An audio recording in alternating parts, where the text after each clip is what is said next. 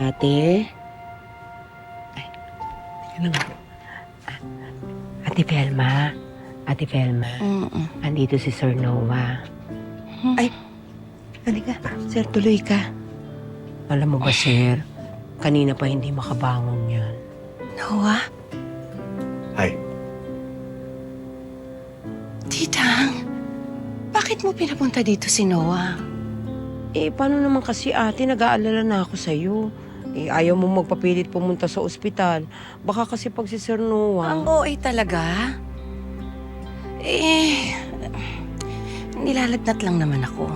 Malay ko ba kung konektado yan sa tumor mo? Nagsisisi talaga ako kung bakit ko sinabi sa iyo yung sakit ko. Bantay sarado ka Lahat na lang ng galaw ko, nakaabang ka. Nag-aalala. Di ba ate, sabi ko nga sa'yo, pinramis ko to. I am the strong for you and the secret keeping. Noah, pasensya ka na dito kay Didang, ha? Inabala ka pa. Velma, that's okay. At least, kampante na ako. Kapag alis ko, may tao na may alam ng kondisyon mo at may magbabantay sa'yo. Diba? Aalis ka? Nagka-problema kasi yung operation ng Noah's Ark Builders I need to go to Davao and personally check it. Kailan? Gaano ka katagal mawawala? Well, my flight is tonight. Pero babalik din ako this weekend. Sa weekend pa?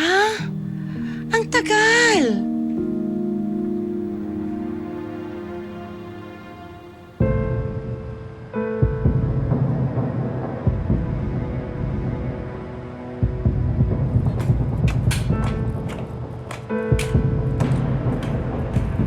Ma'am, dito po.